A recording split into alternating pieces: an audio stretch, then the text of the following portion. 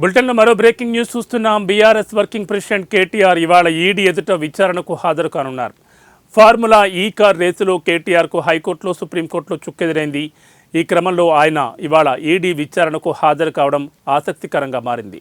ఈ కేసులో కేటీఆర్ ఇప్పటికే ఏసీబీ ఎదుట విచారణకు హాజరయ్యారు. ఫార్ములా ఈ కార్ రేసులో నిబంధనలకు విరుద్ధంగా 55 కోట్లు బదిలీ చేశారని కేటీఆర్పై ఆరోపణలున్నాయి.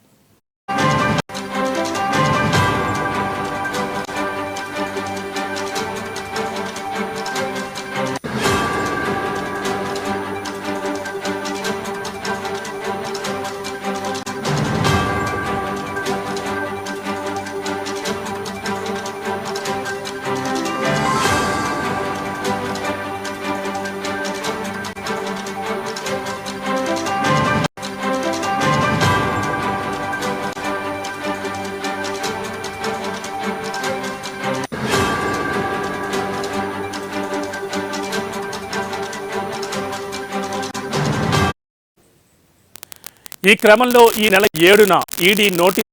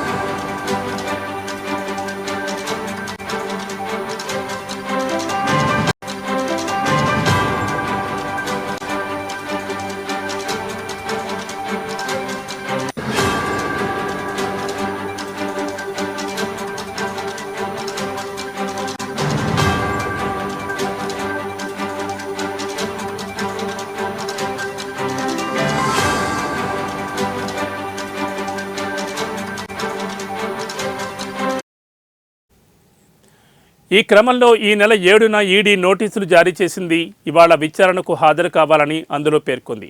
దీంతో ఆయన ఇవాళ ఉదయం ఈడీ ఎదుట విచారణకు హాజరు కానున్నారు. ఉదయం 10 గంటలకు హైదరాబాద్లోని నందినగర్లో గల తన నివాసం నుంచి కేటీఆర్ ఈడీ కార్యాలయానికి బయలుదేరతారు. ఉదయం 10:30 గంటలకు ఎల్బీ స్టేడియం ఎదురుగా ఉన్న ఈడీ కార్యాలయానికి చేరుకుంటారు కేటీఆర్.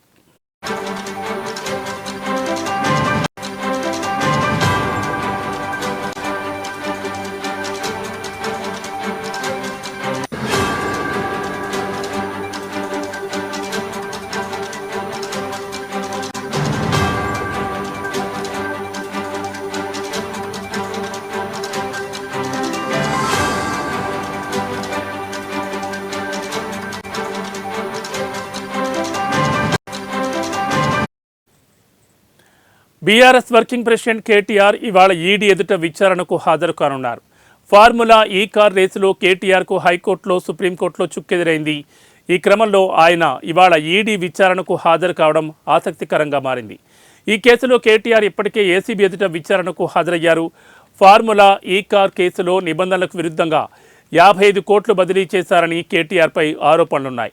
ఈ క్రమంలో ఈ నెల 7న ఈడీ నోటీసులు జారీ చేసింది.